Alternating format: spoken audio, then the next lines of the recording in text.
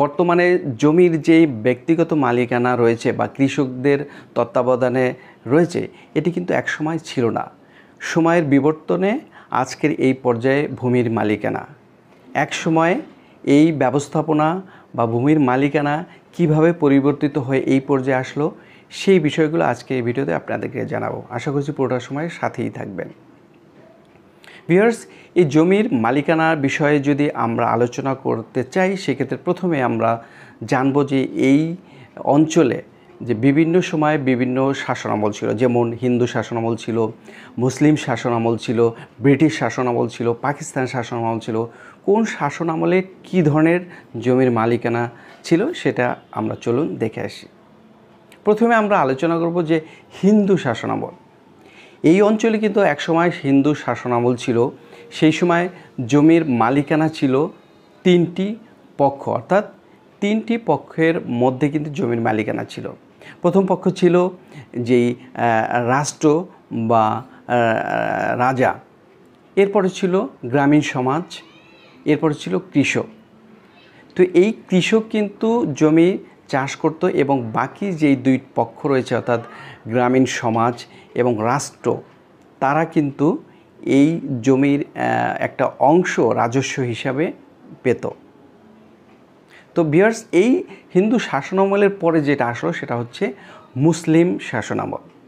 এই মুসলিম শাসনামলের শুরুতে কিন্তু হিন্দু শাসনামলে যেই ভূমির মালিকানা ব্যবস্থাপনা ছিল সেইভাবেই চলতেছিল, কিন্তু পরবর্তীতে এই জমির যে কৃষকরা যারা কৃষিকাজ করে ফসল ফলাতো, তাদেরকে শুধুমাত্র ফসলের একটা অংশ খাজনা হিসেবে দিত।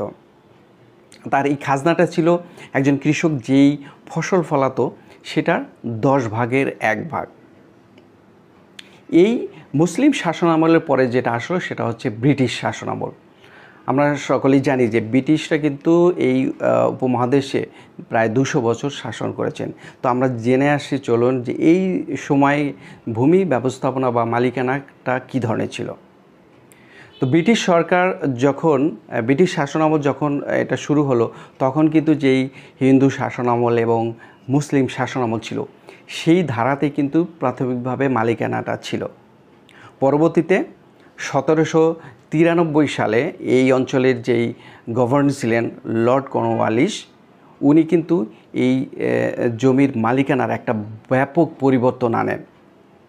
যেই পরিবর্তনটা হচ্ছে আমরা সকলে জানি যে চিরস্থায়ী বন্দোবস্ত। এই চিরস্থায়ী বন্দোবস্তের মাধ্যমে কিন্তু একটা জমির মালিকানার একটা মৌলিক পরিবর্তন তিনি আনেন, অর্থাৎ ব্রিটিশরাই মৌলিক পরিবর্তন আনেন।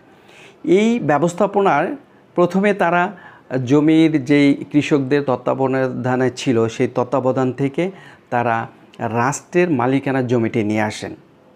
তো এই রাষ্ট্র যখন মালিকানা নিয়ে আসেন, তখন রাষ্ট্র সংশ্লিষ্ট অঞ্চলের জমিদারদের মধ্যে স্থায়ীভাবে জমিটি হস্তান্তর করেন। তো এই জমিদারদের মাধ্যমেই কিন্তু এই ব্রিটিশরা কৃষকদের কাছ থেকে রাজস্বগুলো আদায় করত। এর পরবর্তী ধাপ হচ্ছে পাকিস্তান শাসনামল। পাকিস্তান শাসনামলে কিন্তু যেই চিরস্থায়ী বন্দোবস্তটা ছিল সেটা কিন্তু পাকিস্তান শাসনামলেই বাতিল করা হয়। 1950 সালে এই চিরস্থায়ী বন্দোবস্ত বাতিল করে এই পাকিস্তান শাসকরা কিন্তু একটি নতুন যুগান্তকারী যেই আইন পাশ করেন, যেই আইনটি হচ্ছে জমিদার উচ্ছেদ এবং প্রজাস্বত্ব আইন। এই আইনের মাধ্যমেই কিন্তু এই অঞ্চলের যেই কৃষকরা রয়েছেন তাদের তত্ত্বাবধানের জমির মালিকানা চলে যায়। তো সেই জমিদার উচ্ছেদ এবং প্রজাস্বত্ব আইনের ধারাবাহিকতায় কিন্তু আজকের এই আমাদের দেশে জমির যেই কৃষকরা মালিকানা বা ব্যক্তি মালিকানার জমি রয়েছে, এই ধারাটির শুরু হয়। তো ভিউয়ার্স, আমরা আজকে জানলাম যে সেই হিন্দু শাসনামল থেকে বর্তমান বাংলাদেশ যে বিভিন্ন সময় বিবর্তনের মাধ্যমে জমির মালিকানাগুলো কিভাবে পরিবর্তিত হয়ে আজকের এই পর্যায়ে এসছে। তো এই বিষয়ে যদি আপনাদের আরও কোনো জানা থাকে অবশ্যই কমেন্টস করে জানাবেন, আপনাদের প্রশ্নের উত্তর দেওয়ার চেষ্টা করব। তো আজ এই পর্যন্ত, পরবর্তীতে আবার এই ধরনের ভিডিও নিয়ে উপস্থিত হব। টিল দেন, আল্লাহ হাফেজ।